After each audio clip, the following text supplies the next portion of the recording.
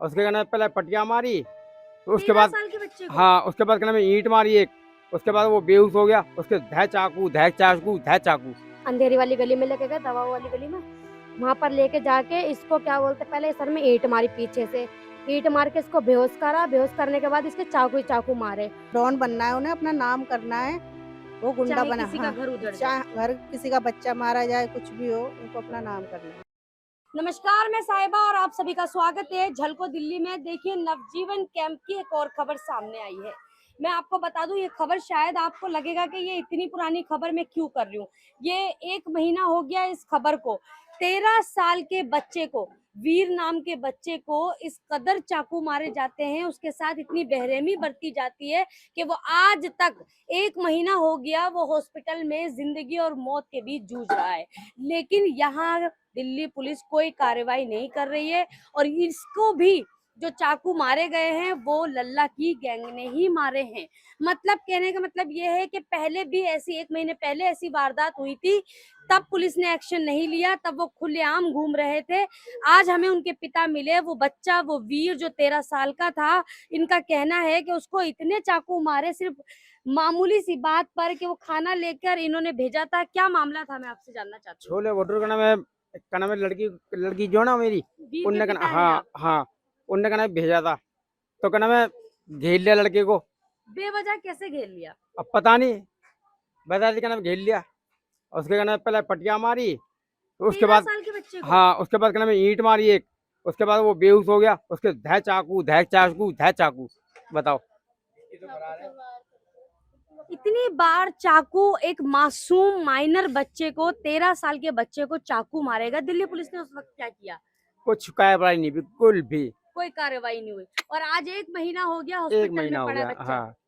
कैसे कर रहे हैं उसका, मतलब आप देख रेख, अब आना जाना? अब देखो कहना माँ का नाम वहाँ है, वो भी कहना काम छोड़ छाड़ के अपने बैठी है बेचारी, है हॉस्पिटल में। मैं भी कहना मैं लगना लू रहा हूँ, मैं कहना कैसे है ना कैसे कहना मैं कर रहा हूँ अपने पैर जैसे भी। देखिए आप, ये देखो। ये एक पैर से आप देख सकते हैं, इनका एक पैर जख्मी है, मतलब खराब हो रखा है। उसके बावजूद एक ही बेटा था? नहीं है तो कहना मैं 3 वैसे। अच्छा, वो हाँ छोटा था?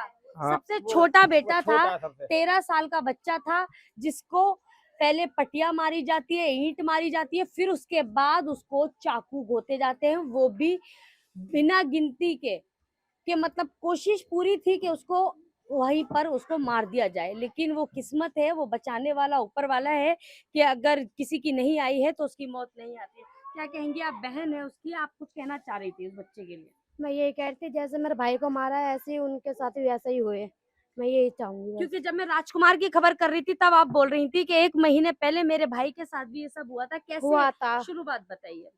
वो मैंने उसको भेजा था खाना लेने के लिए, वो मैंने आज दिन में खाना नहीं बनाया था, तो वो कह रहा कि दीदी मैं खाना लेने जा रहा हूँ। मैंने कि ठीक है चले जा।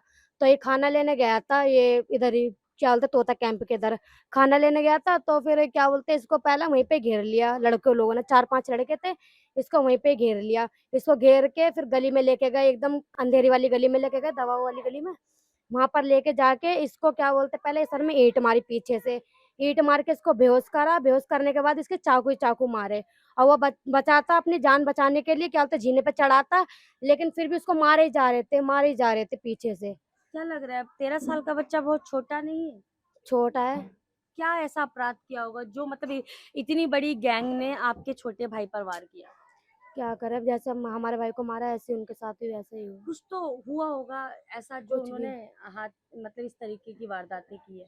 कुछ भी नहीं था, उसकी तो कोई लड़ाई झगड़ा कुछ भी नहीं था, वो तो बस मैंने खाना लेने के लिए भेजा था उसको, जब वहीं पे घेर लिया वहीं पे मारने लग गए।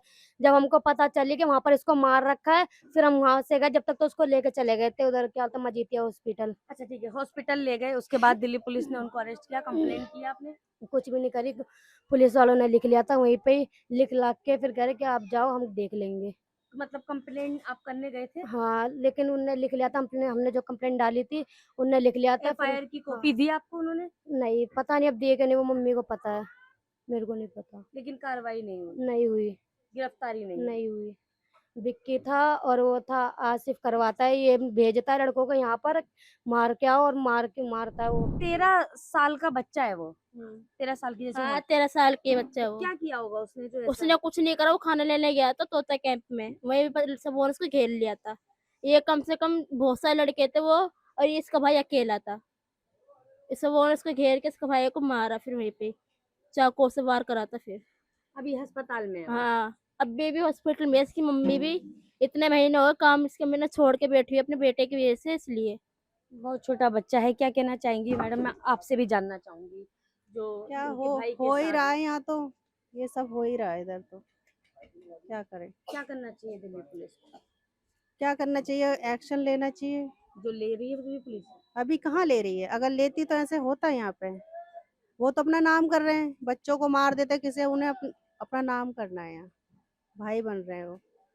यही मतलब बात। गुंडागर्दी, हाँ, वो अपना डॉन नाम बनना। डॉन बनना है, उन्हें अपना नाम करना है, वो गुंडा चाहे बना। किसी का हाँ, घर उजड़ जाए। चाहे घर किसी का बच्चा मारा जाए, कुछ भी हो, उनको अपना नाम करना है।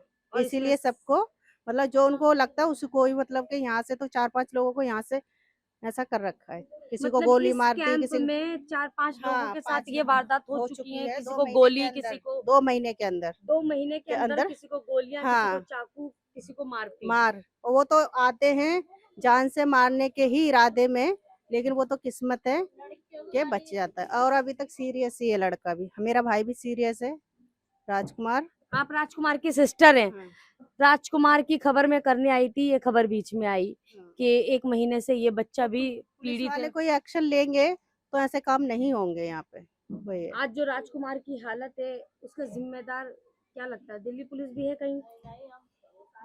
भरोसा तो है, लेकिन वही है ना, अगर ठीक से एक्शन लें, अच्छे से कार्रवाई हो, तो इतना गुंडे आगे ना बढ़े। क्योंकि 1 महीने पहले ही ले लिया हाँ, जाता है। ले अगर आप कह रही हैं 2 पहला। महीने में 4-5 वारदातें हो गई हो गई। और उसके बाद भी गिरफ्तारी नहीं हुई, और नहीं। यही गैंग कर रही है। बस 2-4 दिन वो रहते हैं, थाने में बिठाते हैं, उनको छोड़ देते हैं। अब ये नहीं पता पैसे भर देते हैं या फिर पुलिस वाले उनसे डरते हैं, कुछ समझ नहीं आ रहा है।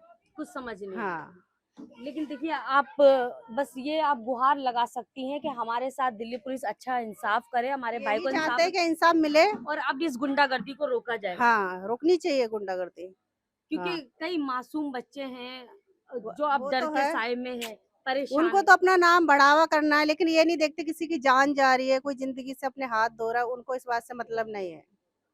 ये बात, उनको इस बात से मतलब नहीं है। देखिए, राजकुमार की बहन से मैं बात कर रही थी, मुझे नहीं पता था कि ये राजकुमार की बहन है। ये उस बच्चे के फेवर में पहले आई जो 1 महीने से अस्पताल में जिंदगी और मौत के बीच जूझ रहा है, जिसको लाला की ही गैंग ने चाकुओं से गोद दिया था, पटिया से मारा था, 13 साल का बच्चा।